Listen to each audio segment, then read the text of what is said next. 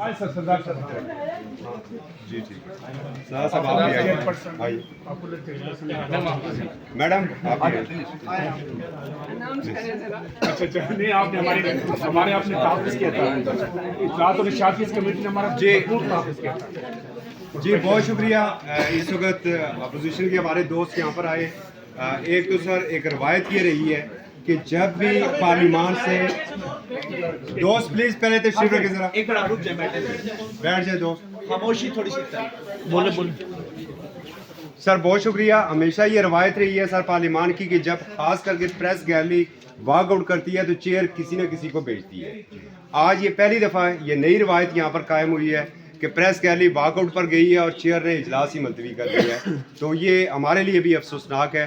हम आपके इंतहाई शुक्रगुजार हैं। साबिक सदर एमपी सुमरू साहब, आप सर ज़रा ब्रीफ कीजिए इस बिल के हवाले से। मैं अपोजिशन का सारे मौजूद जितने भी हमारे लीडरान हैं उनका मैं शुक्रगुजार हूँ वो आप आए हैं।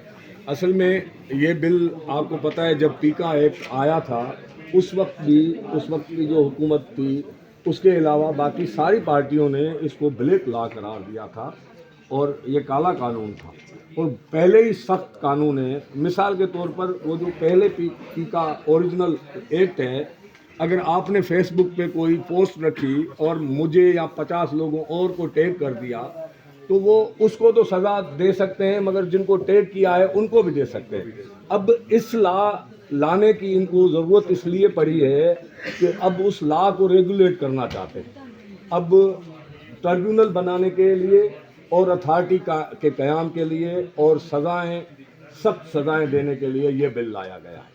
अब पहले भी जब कैमरा बनाया गया जो हमारे साथ, क्योंकि हम पॉलिटिशियन नहीं हैं, हम सहाफ़ी हैं, हम अपने राइट्स तक काम करेंगे, बाकी आवाम की जंग लड़ना ये आपका काम है, मैं उनका नुमाइंदा नहीं।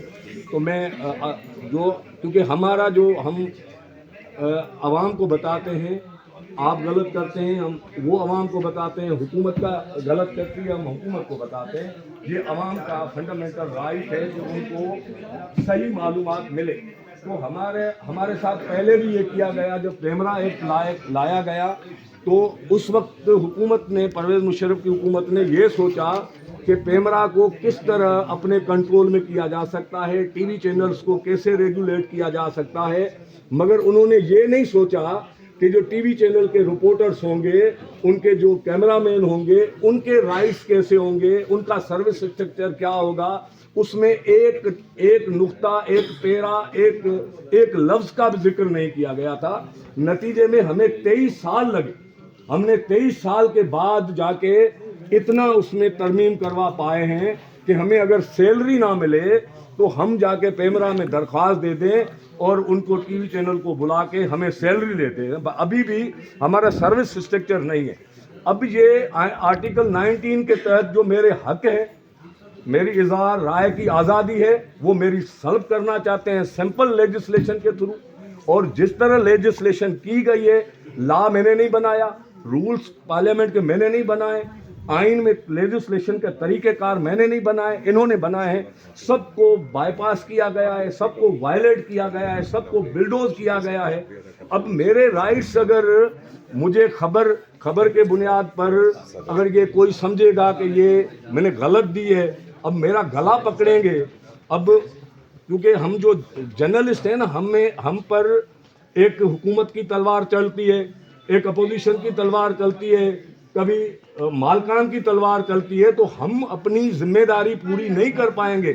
मालकान को जब 20-20 लाख के नोटिस जाएंगे ना, वो माफ़ी मांग के रिपोर्टर को निकाल देंगे।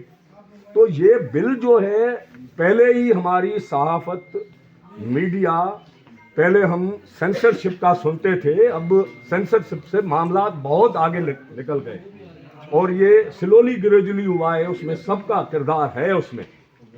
तो अब ये जो मामला है, ये मामला अब हमारे गले में हाथ डाले गए हैं।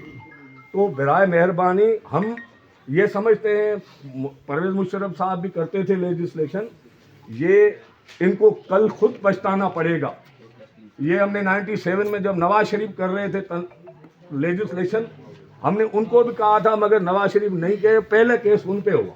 तो ये खुद पछताएंगे और हमारी आपसे रिक्वेस्ट ये है, आप हमारे साथ खड़े हों और जो आवाम के लिए है इसके लिए कोई डिबेट करवाएं, उसमें कोई बहस करवाएं। मैंने खुद कॉन्स्टिट्यूशन बनाया है पीआरए का। पीआरए के कॉन्स्टिट्यूशन में मैंने लिखा है कि तब तक यूट्यूबर या डिजिटल मीडिया का हमारा मेंबर नहीं बन सकता जब तक उन पे कोई लॉ रेगुलेशन नाफिज नहीं होती। हम लॉ रेगुलेशन के मुखालिफ नहीं है, मगर इस तरह लॉ रेगुलेशन थोड़ी होती है जिस तरह आप करना चाहते हैं।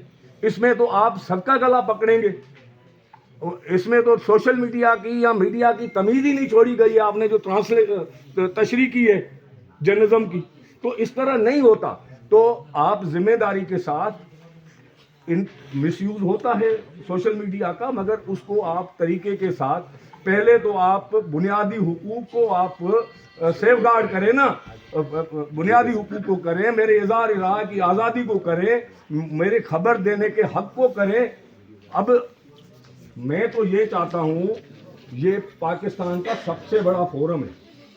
इधर अगर पार्लियामेंट का मेंबर खड़े होकर गाली देता है तो मुझे ये राइट होना चाहिए कि मैं आवाम को बताऊं कि आपका मेंबर गाली दे रहा है। ये क्या तरीका हुआ है कि इधर गाली देगा, स्पीकर साहब कह देगा कि ये नहीं लिखना और मैं नहीं लिखूंगा। भाई आप तरबियत करनी है, आपको तरबियत करनी है अपने मेंबर्स की करें ना। आप मेरा गला क्यों, मैं मेंबर्स को जाके अंदर नहीं कह रहा कि आप ये बोले। मेंबर अगर कोई भी बात कह रहा है, अगर पार्लियामानी हद तक जितना भी हो सकता है मैं लिखूं। अब मेरी जो जितनी भी थोड़ी बहुत आज़ादी है, मेरी आज़ादी भी छीन रहे हैं आप, तो मैं ये कबूल नहीं करूंगा। और आप हमारा साथ दें, क्योंकि हमेशा अपोजिशन मीडिया का साथ देती है।